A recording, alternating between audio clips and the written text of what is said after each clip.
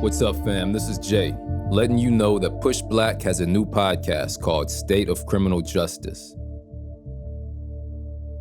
Every week, State of Criminal Justice digs into the most important events happening right now in the legal system.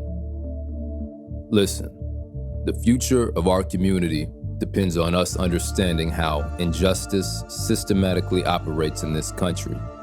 State of Criminal Justice is here to ensure you're always up to date on how institutional racism is impacting Black people nationwide. State of Criminal Justice is produced by Push Black. You can catch it on our Push Black YouTube channel, Apple Podcasts, or anywhere you listen to podcasts. Thanks for the support. Peace.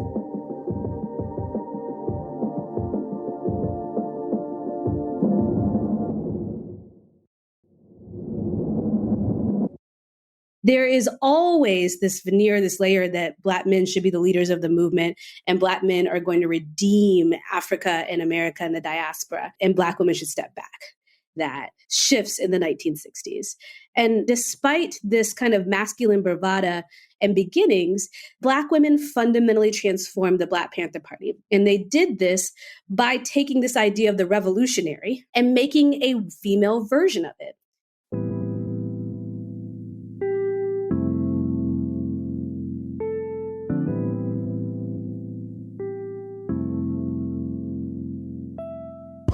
The history that's presented to us often highlights Black men leading the movements towards liberation. The Fredericks, the Patrices, the Martins, the Malcolms, and Kwames.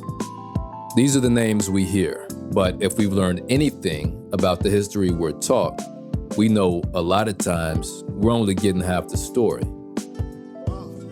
I'm Jay from Push Black, and you're listening to Black History Year.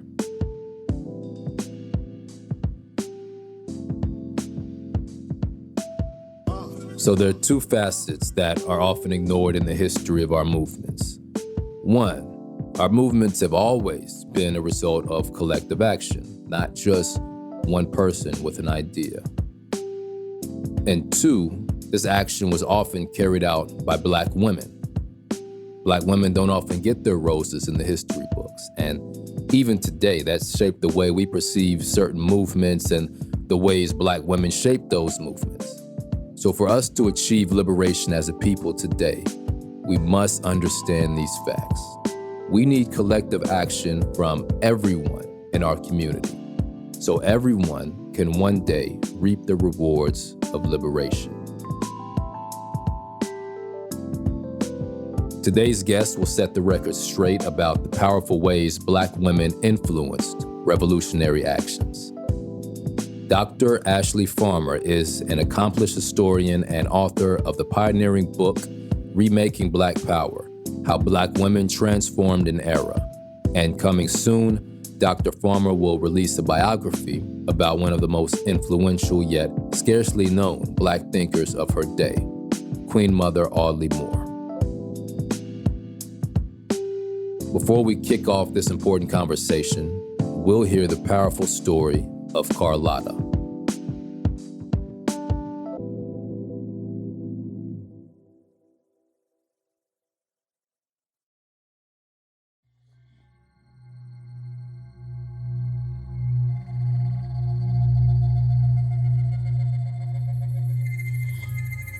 Carlotta paused and held her breath. The sounds of nature were always present, the branches scratching, twigs snapping, the constant nighttime hum of the cicadas. But she had to tread lightly.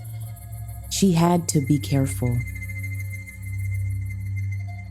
Her co-conspirator Fermina had been discovered, beaten, and imprisoned. And if she was discovered organizing one of the largest rebellions of the enslaved in Cuba's history, she wouldn't get off that easily. Carlotta had been kidnapped from West Africa as a child, and after enduring the grueling Middle Passage, had been forced to work on a sugar plantation throughout the 1800s. But unlike many who had been born into enslavement, she remembered her childhood, her family, and the taste of freedom. On November 3rd, 1843, it began. She'd coordinated the enslaved on other plantations via the use of a talking drum, and they struck all at once. Brandishing a machete, she first broke into the building that held her partner Fermina and a dozen other enslaved Africans. Then she burned it down, as well as the plantation's torture house. She killed the overseer's daughter and forced the plantation's owner to flee. Now fully armed, she and her followers went from plantation to plantation, killing as many enslavers as they could. By the end of the two-day rebellion, they destroyed 5 sugar plantations, as well as coffee and cattle farms, a powerful and expensive blow to the economic system.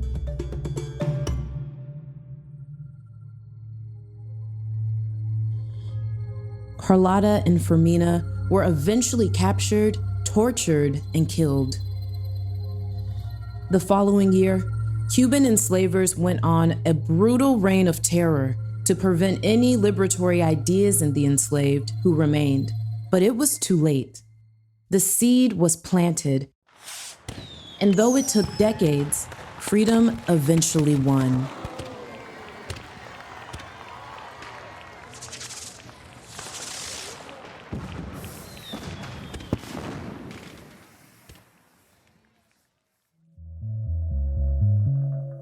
Unfortunately, history primarily focused on the men involved in the rebellion and men in revolutionary movements in general. And while the work those men put in matters, no movement for freedom has ever succeeded without the powerful role of women freedom fighters. And Carlotta is just one example among many.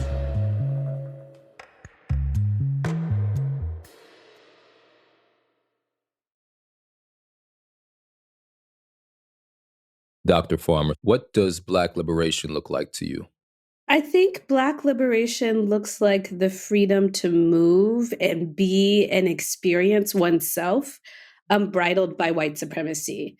So what do I mean by that? I mean, that means no more kind of state surveillance, this constant tracking and criminalizing of Black people. I mean, no people trying to have to kind of represent the race, not being the first, the only, the one that has to kind of put things on the map for Black people.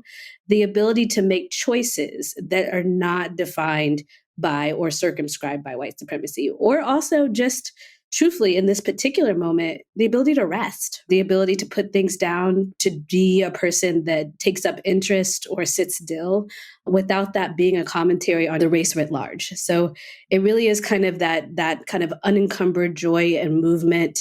And by movement, I mean both physical movement, but also kind of spiritual, physical, and intellectual movement. How does your work contribute towards getting our folks to that vision of Black liberation?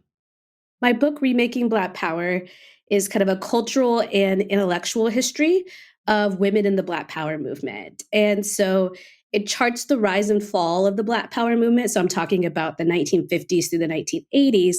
And it talks about how Black people thought about Black Power. And when I'm saying Black Power, I mean kind of 3 simple things: self-determination, community control, and self-defense. So that self-determination part in particular is key. And what I mean by that is your ability to determine your own destiny. And that may be everything from who controls your community to who controls or what kind of control you have over your own body. The community control aspect, is pretty self-evident, right? It just means that you don't want white people controlling things that only Black people are experiencing. And then self-defense can mean, when we think of it most of the time, we think of self-defense in terms of armed self-defense. But what I talk about in the book a lot are all the different ways Black women defend themselves. And by defending themselves, I mean their intellect. By defending themselves, I mean their actual body. And defending themselves, meaning their actual dignity as well. So what it's showing us are all the different ways that Black women engaged in this project of self-defense, self-determination, and community control. And one of the things that I think comes forward in the book that is important for people to remember is that liberation looks different for differently gendered people. There isn't one Black person or one Black type in the world. And so when we're thinking about liberation, we have to think about it in a very kind of holistic or complete fashion. We don't mean liberation for some Black people and not other Black people, but we mean it for everybody. And that means we have to document what that looks like for everybody. So my book documents what that looks like for Black women. Why was it important for you to make sure that that history is documented? You know, one of the things that I think is tough about Black history is that we love to recognize first, and we love to recognize triumphant heroes. And I don't want to take anything away from that, right? I mean, Martin Luther King, Rosa Parks, Malcolm X, Harriet Tubman, all great, wonderful, brave, courageous people. But the reality is this, twofold. One, they didn't come up in a vacuum, right? They didn't, it wasn't like they just woke up and they were destined to be these people. They were made and supported and held up and propped up and then sometimes saved by a larger activist community.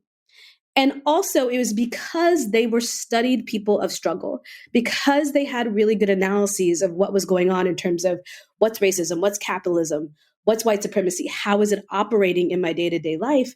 They had the courage to stand up and do these kind of first or major things that we talk about. But when you are a Black person just existing every day, that level of putting one's life on the line, that level of courage sometimes seems unattainable and insurmountable, right? It seems as though that person is otherworldly. But when we document daily people that are your moms, your sisters, your aunties, right, your cousins doing this kind of work, ones that we haven't kind of, made icons, you start to see how everyday people took a look around them, said, you know what, this is not right. Let me try to move in a way that moves towards the world I want to see and affect change, right? And it's really hard to connect with the Roses and the Malcolms and the Martins because we've made them so triumphant. But it's much easier to connect with the girl from your block in Baltimore that said, I'm going to go join the Black Panther Party, or I'm going to go join, a cultural nationalist group. So I think it's important to document the everyday people that just tried to make a dent and move the needle as much as those icons, because I think that makes history more accessible. And that makes you feel like you too can say, hey, something's not right.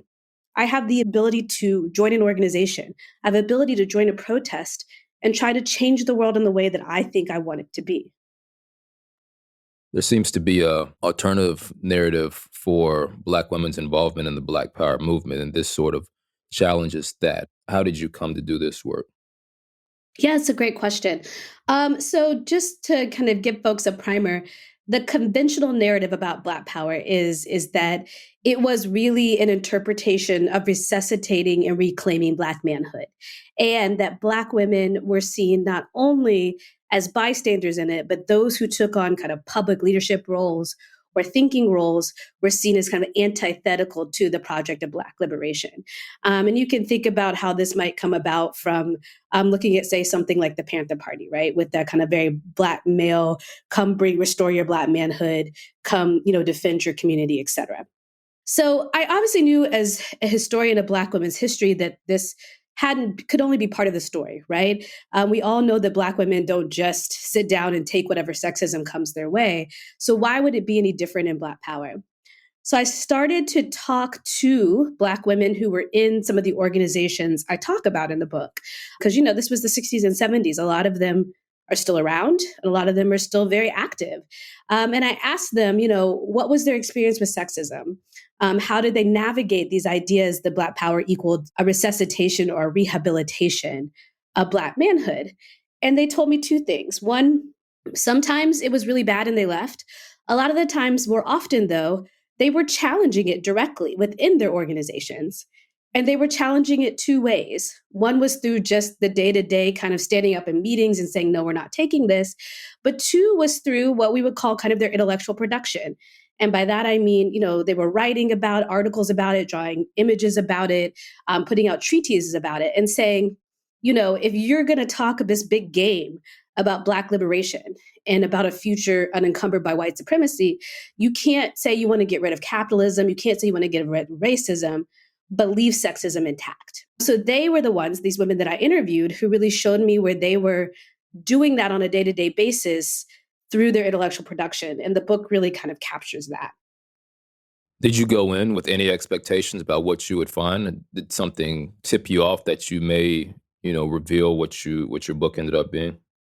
Well, yeah. So I thought I would write more about them creating kind of their own separate organizations.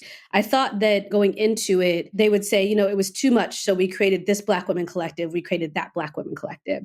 And certainly that, I don't want to give the impression that that never happened. But what I learned is that far more often, they found Black Power as like an organizing principle, that again, that community control, self-determination, self-defense part, and the organizations that they were a part of, like the Panther Party or the Congress for African Peoples or many of the other organizations I talk about, to be places where they could organize and still combat sexism. They found that to be more productive than creating their own organizations most of the time.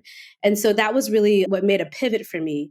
And so if you think about it in terms of, what would be considered a male-led movement, you've got three options. You can just totally acquiesce to the sexism.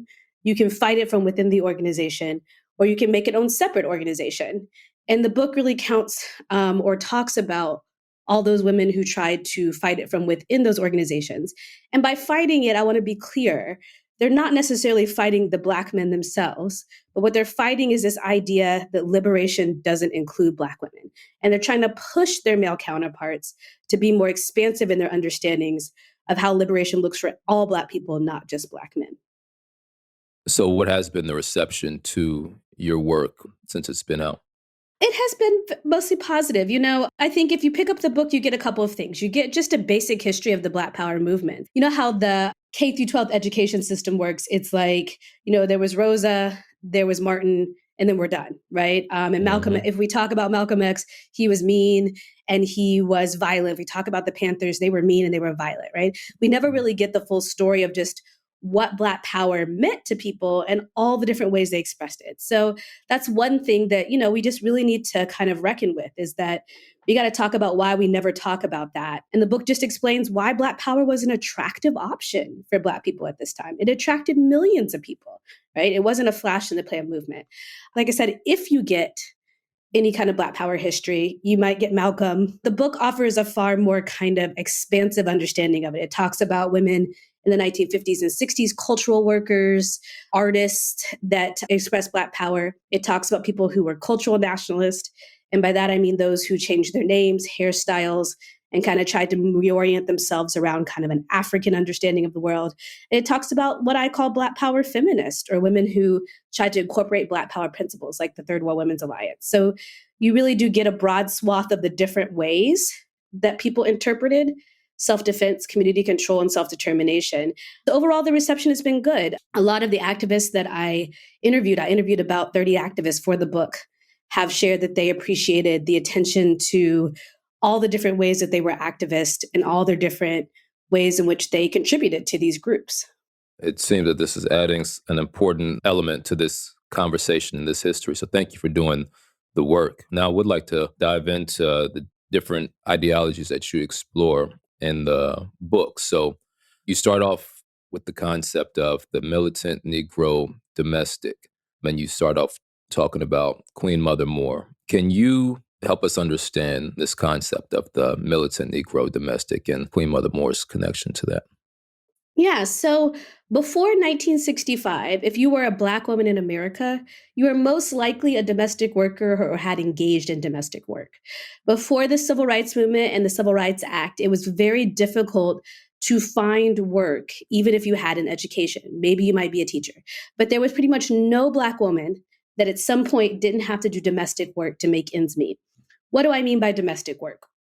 I mean that you were bought, often for a day, maybe a long-term contract, but usually for a day, to clean white women's homes or take care of their children or help them set up for parties, right? Basically to be their housekeeper.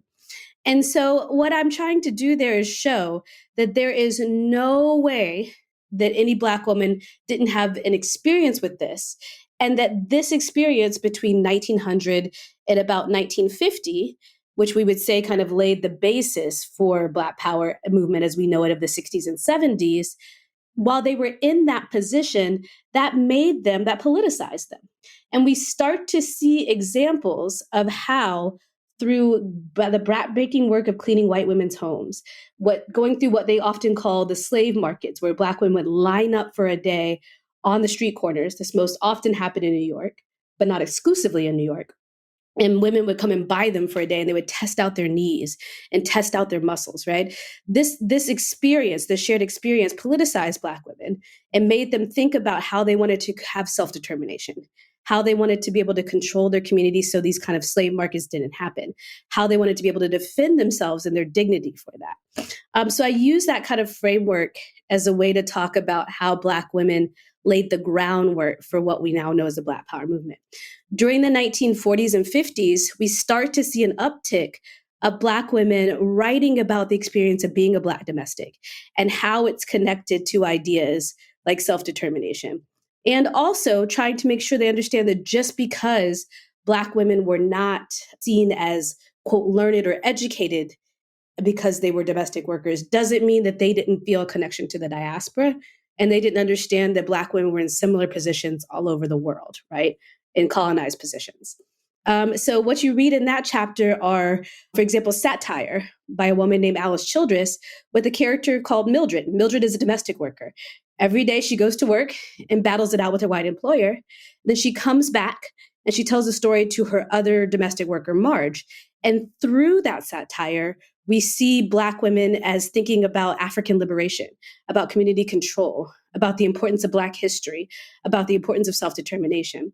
So that's one of the ways in which I talk about how the experience of being a Black domestic worker kind of catalyzed these ideas that we now know as Black Power. And for Queen Mother Moore, for those who don't know, was a Black nationalist activist that lived from 1898 to 1997. She's actually the subject of my next book. And she was a domestic worker for many, many years, both in New Orleans and when she tried to migrate more to New York.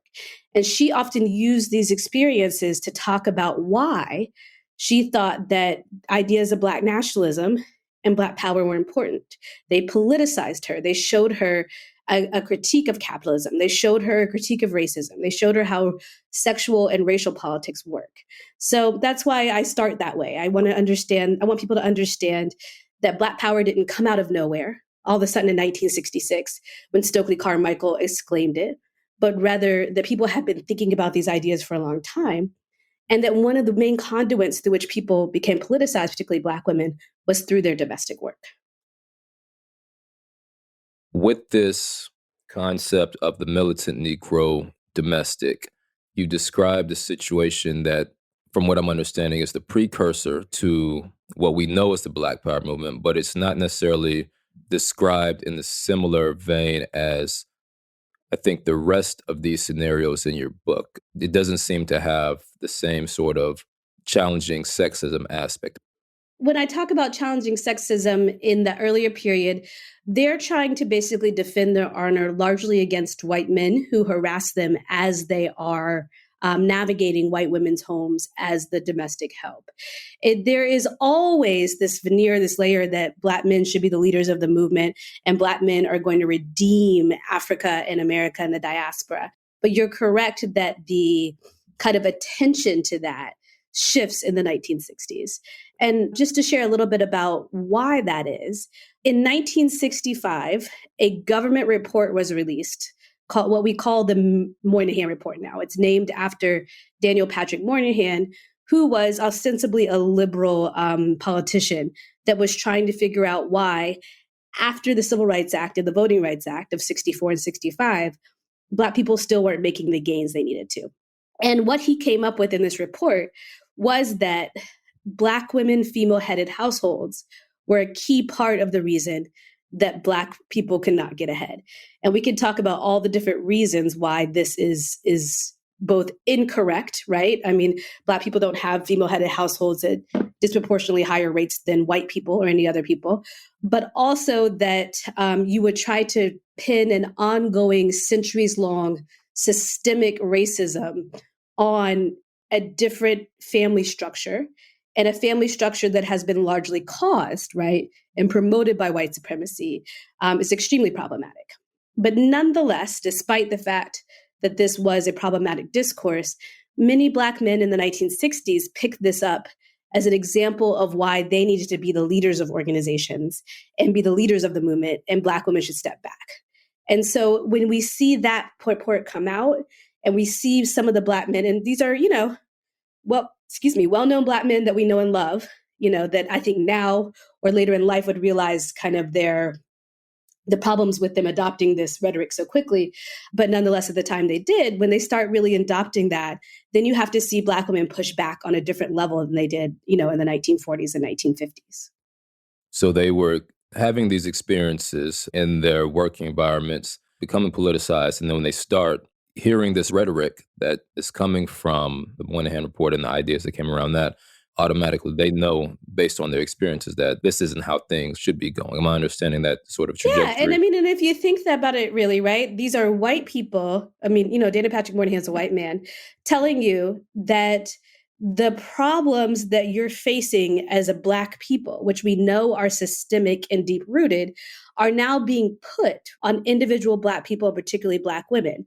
And he's arguing for the fact that he says there's not, right? Again, this is not factual. A man, woman, and 2.5 children, kind of this heteronormative household, that this is the reason Black people can't get ahead. We all know, one, like I said, that's not entirely true, that white people don't have these same issues. But two, that's not a real answer, right? for slavery, Jim Crow, racism, housing, employment, job employment discrimination, all these kinds of things. So, it was an interesting moment when Black men adopted this rhetoric, because in any other context, as many of the women in my book point out, they would critique this, right, as an example of trying to make a systemic problem an individual problem. But for some reason in this particular moment, they were kind of turned a blind eye to that analysis and instead kind of adopted it full stop. And so Black women had always had this kind of layer of sexism to fight. I don't want to give the impression sexism popped up in the 1960s, but it was renewed vigor because of the Moynihan Report that they had to fight this sexism.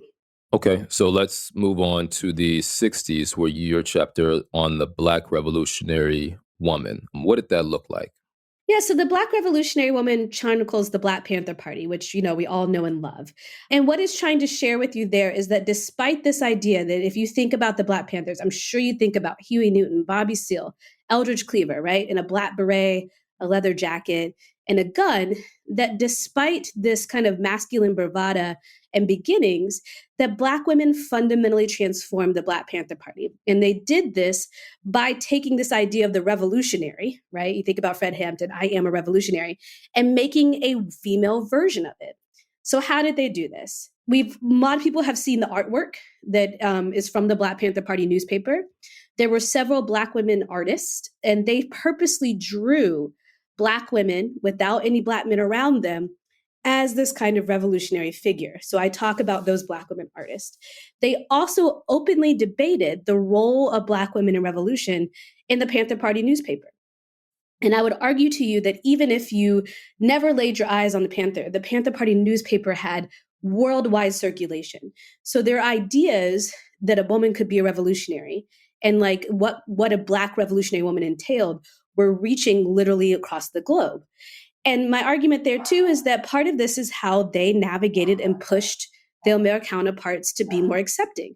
So, at one point it was very kind of, Moynihan Report masculine based, but over the course of the life of the Black Panther Party from the 1960s to the 1980s, we see major figures like Huey Newton, like Eldridge Cleaver, shift their stance on the importance of women. And also, more importantly, not just that women should be included, but also that no lib-part idea of Black liberation is complete without their gendered versions of revolution and liberation. So, by the end of that chapter, I hope you see how all the interesting ways in which Black women imagine themselves as revolutionaries, as members of the Panther Party. But I also hope you see that historical actors can change their minds, right? We often put people in one category. I kind of call this, when I talk to my students, I'm like, you weren't born woke, right? You change over time with new ideas. So we see the way that Black women pushed these leaders that we often know and love to change their ideas and understand that they were limited. So it's both a commentary on, the role of Black women in the Panther Party, but also a commentary on the fact that like people and ideas can change over time if people keep pushing. So I'd like to understand more some of the ways that these women shaped the party and shaped their roles in the party. You talk about art, you talk about writings in your book. Can you dig a little into each of those? The Panthers really understood the power of an image, right? The power of drawing something of Black people literally engaging in community control, engaging in self-defense, engaging in self-determination. And Huey Newton often said that, you know, the ideology or the politics gives us the correct like understanding, but the art is really how we express it and kind of get the message out. He also pointed out that, you know, Black people had lower literacy rates through no fault of their own, but because of a racist school system. So art and kind of images is a really good way to convey your message succinctly. So if you were a female Black Panther artist, you might draw a Black woman in knee-high boots, a Black leather jacket, a Black beret holding a gun, right? That says to the viewer, Black women can engage in armed self-defense just as much as a Black man. Or when the Panthers started to expand their work to include what we now call survival programs. And by this, I mean the free breakfast program a lot of people know about, free food program, free ambulance program. They really did create a social safety net.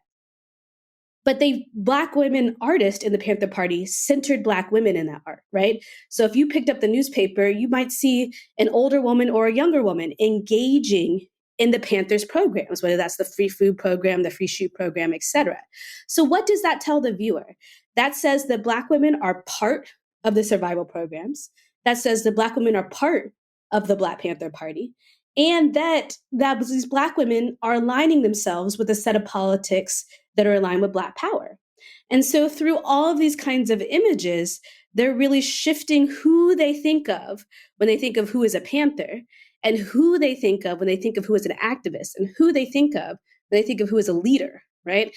And that, you know, does something to the psyche, that does something to the readership, and that makes people who think maybe this isn't for me, or maybe women aren't involved in this, reconsider. So it's a really powerful way of getting your point across, even though it doesn't seem as such on kind of face value.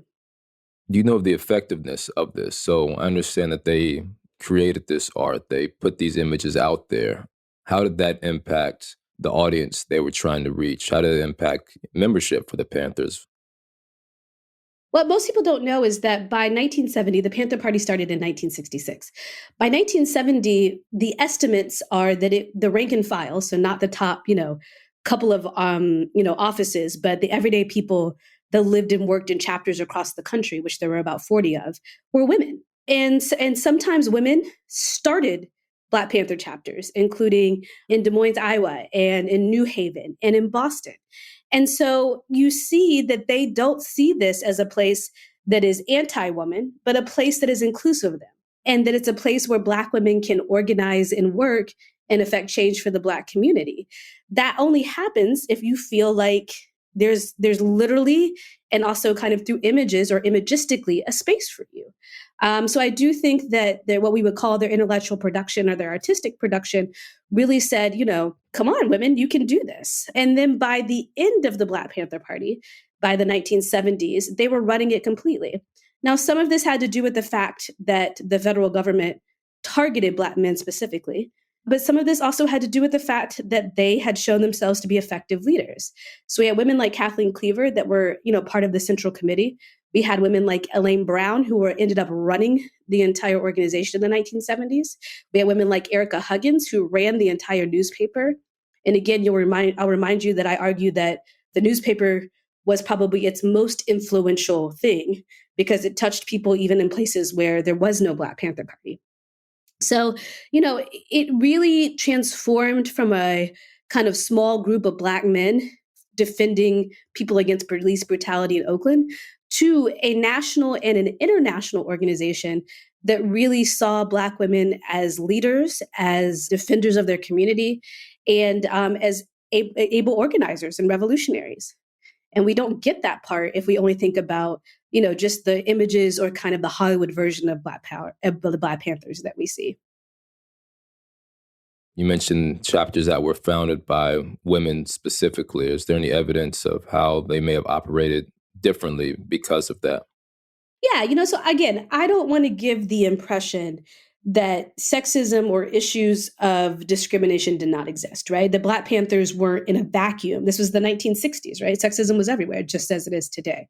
But what I'm suggesting to you through the book is that the Panthers offered a space where they were at least confronting and dealing with it straight on, and that offered Black women ways to take on these positions in spaces where they weren't getting that, sometimes even in the civil rights movement. So the experience of Black women, by and large, varied by chapter. There were certainly ones that were more conservative, where men were more sexist. And there were ones, like I said, like Boston or Des Moines or Chicago under Fred Hampton, that were fairly egalitarian, where Black women held high-ranking positions. So it certainly varied. But what I will say is that the official policy about Black women and women's liberation that folks like Huey Newton and Bobby Seale put out shifted over time because of Black women's involvement in the Black Panther Party. So in the beginning, when they're founding the party in 1966, there's no real mention of women. By 1969, they're actively arguing, meaning men that are heading the organization, that no liberation can exist without Black women being included in it. And they are actively arguing that Black women are revolutionaries. So we see it both on this kind of day-to-day level of the chapters, but we also see the way the main leaders of the organization are shifting and trying to get their own rank and file to shift to be more supportive and inclusive of Black women.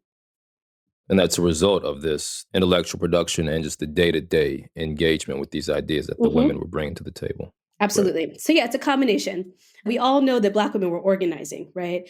But it's a different level to say, here's all the ways in which they were engaging in this kind of work and thinking about liberation with their ideas in mind. And that's really what a focus on intellectual production does for us, right? It's not just that Huey Newton was putting out doctrine and Black women were blindly following it, but they were challenging him and pushing and shaping doctrine in the process. You know of any comparable organizations or circumstances in terms of women's involvement on the civil rights side of things? Yeah, I mean, again, like I said, no group of any sort was existing outside the larger societal understandings of racism and sexism and classism. Certainly something like the Student Nonviolent Coordinating Committee, which incidentally created the original Black Panther Party that Huey Newton and Bobby Seale copied, tried very hard to keep gender politics in mind, but it was an interracial organization at first. And there were real questions about what Black women were allowed to do and white women were allowed to do. But Black women, and to some extent white women in that organization, did take on leadership roles, such as being a field secretary, where they went door to door to ask people to register to vote. Or Ruby Doris Smith Robinson, a phenomenal organizer, ran kind of the Atlanta hub that sent all these people out to different parts of the South to organize. So I don't want to give the sense that, Black women weren't pushing back across the board. What I'm suggesting to you is that in a period and within organizations which are unilaterally known to be male dominated and sexist, that this just fundamentally was not the case. And the reason why it was not the case is because Black women were doing all the things that I just explained. We just haven't documented that. And so I wanted to make sure that we had an historical record of Black women, particularly in Black Power, those who thought more radically than the civil rights movement, still organizing and being a part of these organizations, but also pushing these organizations to be more gender inclusive. So you have a chapter on the African woman. How did Black women reimagine their roles in cultural nationalist spaces? Yeah, so cultural nationalism is less well known. So let me just explain first what I mean by that. At its most basic sense, and cultural nationalism, again, has existed for beyond just the moment of the Black Power movement. The idea is that Black people are under kind of a cultural brainwashing by white supremacy. Cultural nationalists would point out that Jesus is white, that Santa Claus is white, that people straighten their hair, right? That they have no connection to their Black past. And their argument is that you've got to reclaim your Black culture as a prerequisite or a foundation for engaging in political activity. So the idea here is that you need kind of a cultural revolution where you reframe your relationship to all things culturally related, and that makes you become a person ready to fight politically. So again, everybody's goal is the same, but you should just think of cultural nationalism as a different path towards the same goal of Black liberation. Now, that has existed far and wide since the days of slavery. However, in the 1960s and 70s, a particular version of cultural nationalism called Kawaida, Kawaida, developed. This was created by Maulana Karenga, Dr. Maulana Karenga, who is still with us and teaches at the University of California at Los Angeles at UCLA. And the goal here was to create a set of principles based not in whiteness and Americanness, but in an African value system, in the hopes of realigning Black people with their past from Africa and getting them to be uninvested in white ideas of culture and food and hair and dress and drink and everything else that you might need. And they paired this kind of cultural revolution with protest, right? I don't want to give the sense that it's not politically engaged at all, but it was a way of saying this is our compass through which we start to talk about politics. So most people have encountered Kawaida and cultural nationalism through Kwanzaa. Maulana Karenga created Kwanzaa. That's something that we still celebrate today. So when they created Kawaida, they tried to mimic what they believed to be pre-colonial African society. So meaning African societies before the rise of slavery, before the infiltration of white supremacy. And embedded in this idea of pre-colonial African society was a very specific role for women and a very specific role for men. We can guess what those roles are, right? Men were the defenders, protectors, leaders. Women were the educators, child rearers, mothers, right?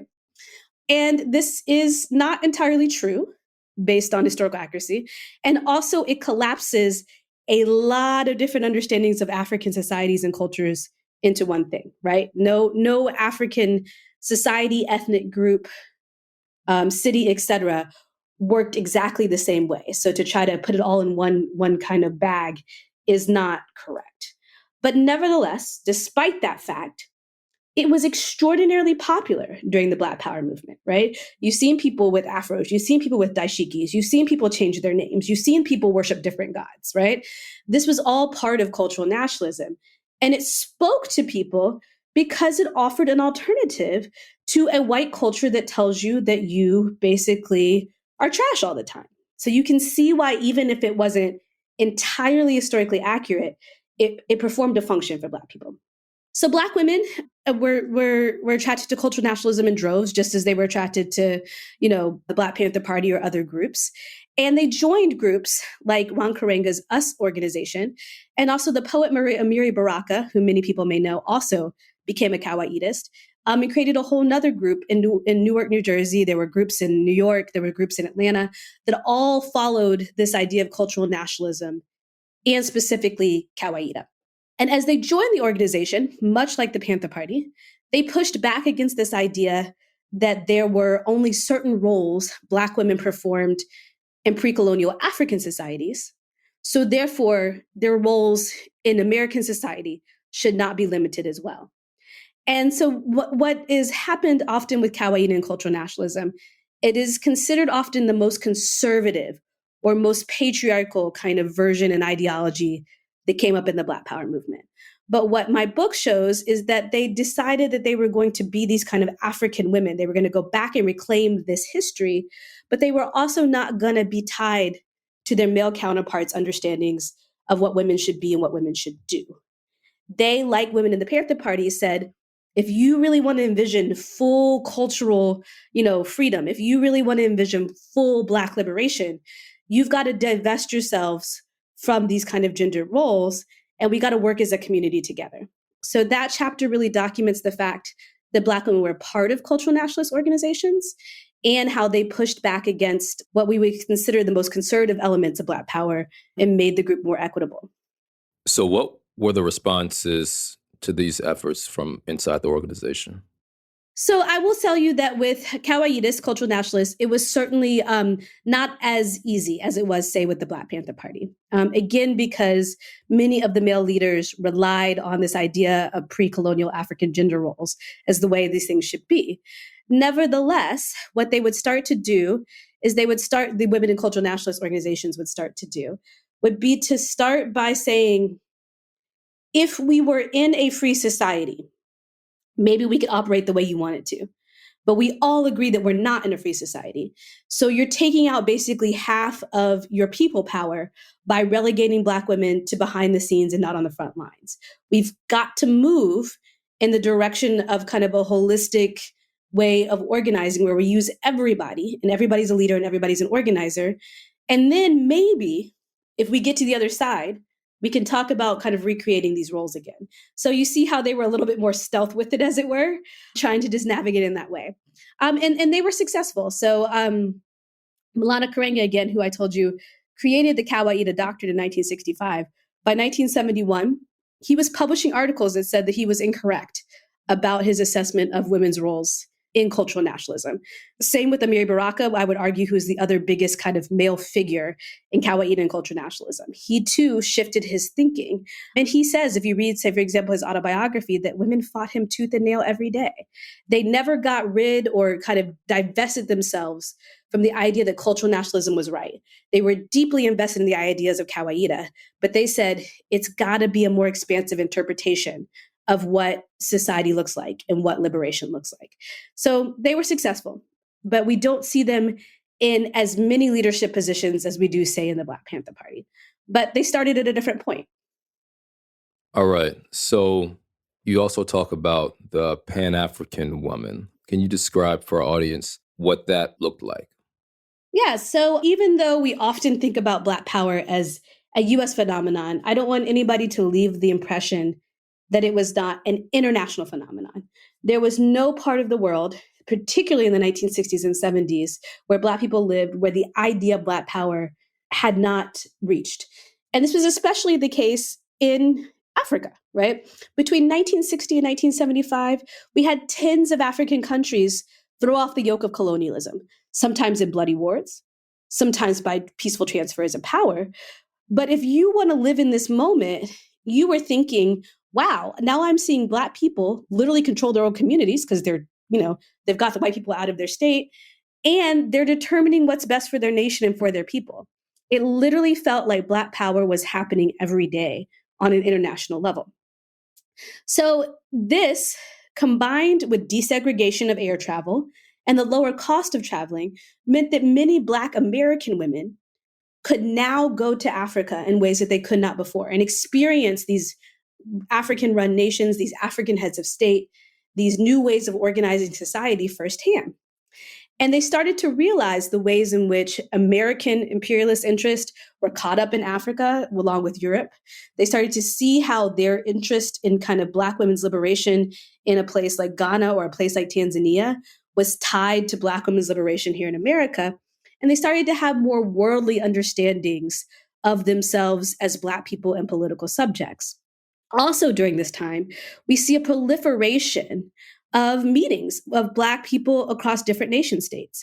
So now they're able to go to things like the All African Women's Congress, where they meet Black women from, 10, 15, 20 different African nations, and they can start to see commonalities between one another and the ways in which they're fighting the same types of racism and capitalism and imperialism. So we start to see Black women kind of think of themselves as more global fighters for Black liberation. And so, or what we would call Pan-Africanist, right? Their fate in America is tied up with the rest of the African diaspora. And we start to see them organize alongside these women. So what does that look like? That means attending these conferences like I told you about. Sometimes that means becoming an expat and going and living and working in one of these countries and starting to build the infrastructure. So kind of engaging in Black power that way. And the third one is trying to amplify the fights that are taking place in different African countries in America so that Black people understand their linked fate. So that chapter really explores how Black women think about themselves as international actors and the connections that they make among Black women around the world. In this context, was there an organization or organizations that Black women had to assert themselves in like they did in the others that we mentioned? Yeah, so one of the things about Pan-Africanism, and again, I want to emphasize to you that none of this like cultural nationalism, like Black power, came up out of nowhere, right? Black people had always seen themselves as connected to Africa since day one. But there's a couple things that made Pan-Africanism male-dominated in this particular moment. One was that exclusively every African nation state leader that had developed in the post-colonial era was a Black man. And there was always this kind of argument that like Black men were coming to redeem different African countries. And we always call, I don't know if anybody's ever picked up on this, we always call things Mother Africa, right? So we've gendered the land, right, as female, and the leaders who are recapturing Mother Africa as male, right? So in this kind of Pan-African vision, there was a really limited space for where Black women were. And Black women in America felt that, Black women in Tanzania felt that, Black women in Ghana felt that, Black women in Guinea-Bissau felt that.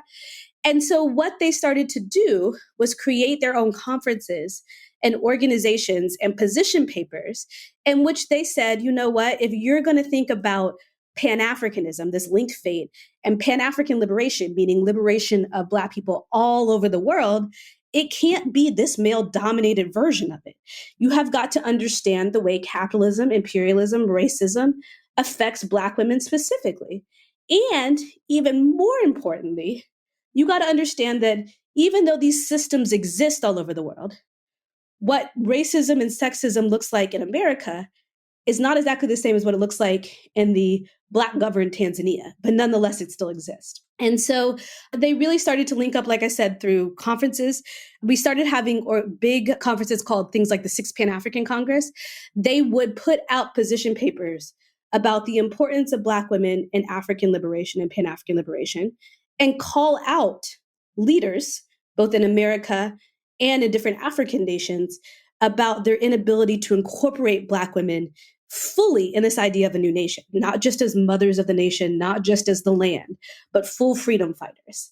And so it really was an extraordinary moment for thinking about Black women's international collaborations that they created.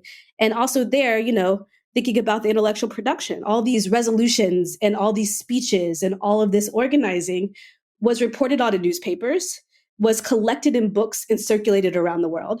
So even if you didn't attend one of these conferences or you weren't able to go to one of these different countries, you were able to hear about how Black women have been thinking about Pan-Africanism more broadly.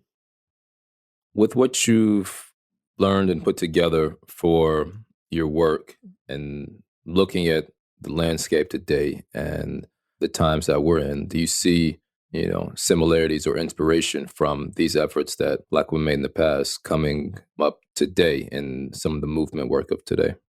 I certainly think that Black women are far more accepted as leaders of organizations, somewhat as thinkers, more so than they used to be. And I do think that there's say, for example, in Black Lives Matter, right? There's a much more kind of holistic understanding of Black liberation, that we can't just be liberating one type of Black person, but that, an end to all of the oppression that Black people experience means that we've got to account for all the different ways that Black people experience oppression, whether that's, people that are differently abled, whether that's people that are differently gendered, whether that's, people that live in the US or live in South Africa.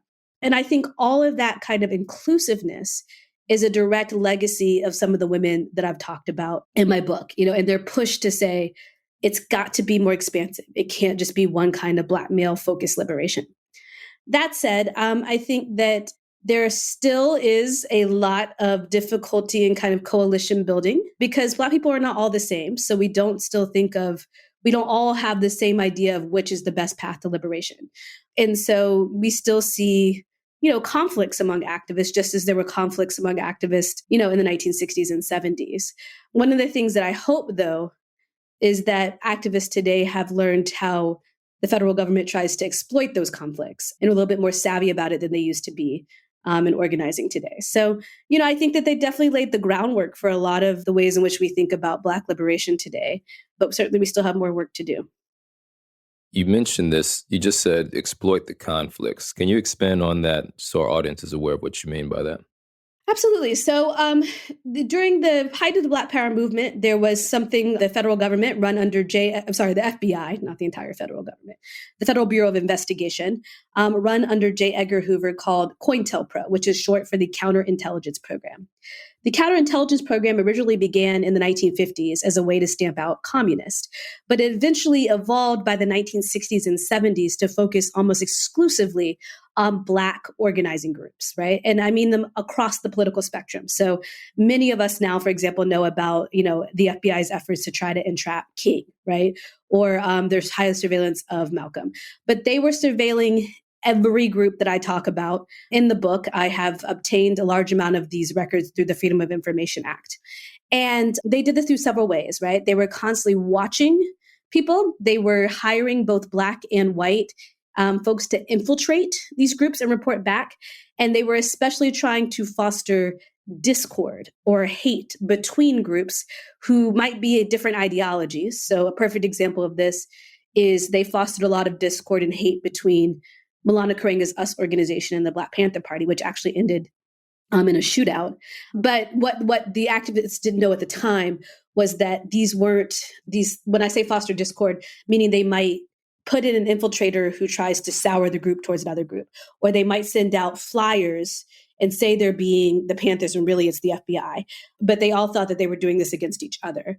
And this was an effort to kind of breed infighting and breed conflict and kind of help the movement implode from the inside. And this was very calculated. It was very careful. It was decades long. And the federal government spent millions upon millions of dollars doing this. And the goal was that they were afraid. They were afraid of the effectiveness of these groups. They were afraid of what happened if Black people said, you know what, this cultural nationalist thing sounds right. This Panther thing sounds right. This Pan-African thing sounds right, right? And so this is what they did. And so when I say that I hope that activists are thinking about that now, just understanding that some of these kind of conversations and organizing can't all happen on social media and can't all happen in the open, not for a lack of transparency, but because, the federal government is still tracking everybody and attempting to dismantle these movements from the inside.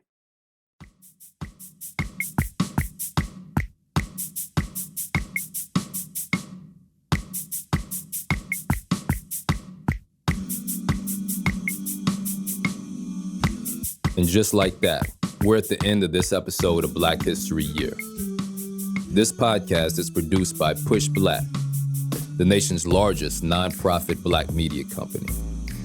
At Push Black, we agree with Marcus Garvey when he said, "A people without knowledge of their past, history, origin, and culture is like a tree without roots."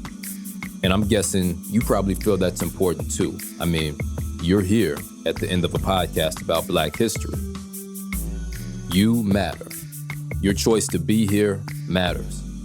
It lets us know that you value the work. Push Black exists because we saw we had to take matters into our own hands. And you make Push Black happen with your contributions at blackhistoryyear.com. Most people do $5 or $10 a month, but every little bit makes a difference. Appreciate you supporting the work. The Black History Year production team includes Tareq Alani, Patrick Sanders, Leslie Taylor Grover, William Anderson, Jareyah Bradley, Brooke Brown, Shiavon Chapman, Tabitha Jacobs, Abeni Jones, Briona Lamback, Courtney Morgan, Zain Murdock, Akua Tay, Tasha Taylor, and Darren Wallace. Producing the podcast, we have Cydney Smith and Sasha Kai Parker, who also edits the show. And Black History Year's executive producer is Julian Walker. And I'm Jay from Push Black. Peace.